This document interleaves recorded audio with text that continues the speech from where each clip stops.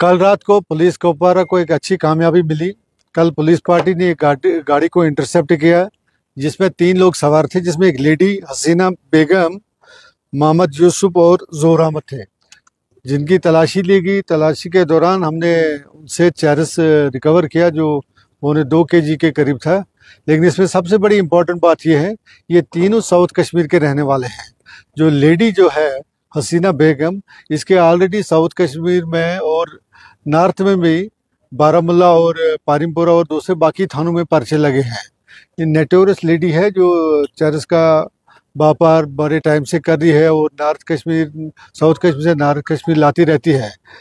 तो इसी तरह ये कल रात को जो हमने ये लोग पकड़े तो इसके FIR हमने रजिस्टर कर दिया और गाड़ी भी हमने जब्त कर ली। तो ये तीनों गिरफ्तार हो चुके हैं। सर, जिस तरह से जो बिल्कुल आप देख लीजिए, कल हमने जो लेडी गिरफ्तार की, इससे पहले ये कितनी बार आई होगी क्या अंदाजा है। अभी फर्दर पूछताछ इसकी चल रही है। यहाँ ये इसके कहाँ कहाँ कांटेक्ट है, किससे मिलती थी, किसको डिलीवर करना था, या इससे पहले कहाँ कहाँ ये डिलीवर कर चुकी है। क्योंकि जब भी कोई किसी भी नाका पॉइंट पे पकड़ा जाता है तो लेडी को देख के फोर्सेस देखते हैं ठीक है, कोई बहाना करते बीमार हो वो हो, तो उस चक्कर में कभी कभी हमसे ये चूक जाते हैं। मेरे इन्वॉल्व हो चुकी है। मैंने पहले भी आपको एक बार प्रेस कॉन्फ्रेंस दी थी ये ड्रग्स से मतलब टंगडार के मतलब। वहाँ में बड़ी दिक्कतें आती, जब भी कोई एम्बुलेंस गाड़ी या कुछ आ जाते थे तो वो एक्सक्यूज लेते थे लेडी है, तो फिर तलाशी नहीं होती।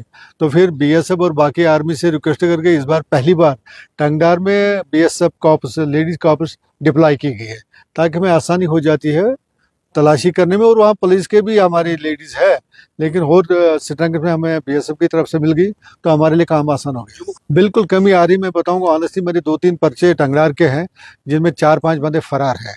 लेकिन आपके माध्यम से मैं उनको ये मैसेज पहुंचाना चाहता हूँ, तुम लोग फरार हो गए, केस चालान होगा, आपकी प्रॉपर्टी जब्त होगी, कितने नहीं छोड़ेंगे इन लोगों को। बिल्कुल लास्ट टाइम भी आप लोगों से जब बात हुई, इंटरेक्शन हुआ था, जो भी इस धंधे में इन्वॉल्व है उनका दायरा हमने बहुत काम कर लिया है। उन्होंने जो प्रॉपर्टियां इससे रेज की है वो हम गवर्नमेंट की तहवील में लेंगे, मतलब अटैच कर लेंगे।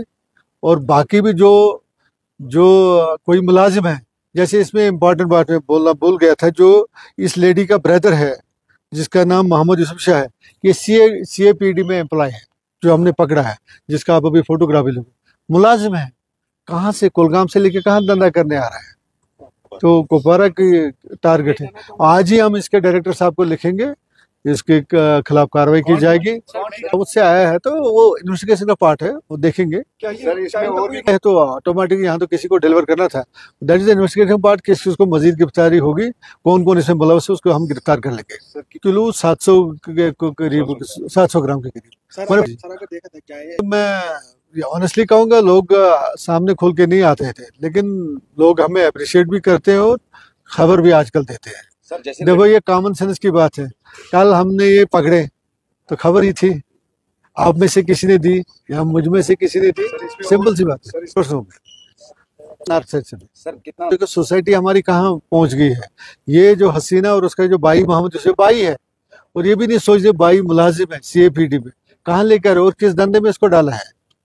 खुद तो बोले सी थी, 2-3 पर्चों में इन्वॉल्व थी, और यहाँ आके क्या कर रही थी। लेकिन आज की डेट में नहीं है कि हमारे पास लेडी कॉप्स है और हर जगह हमारे थाने में, लाइन में, हर जगह हमारे ये है।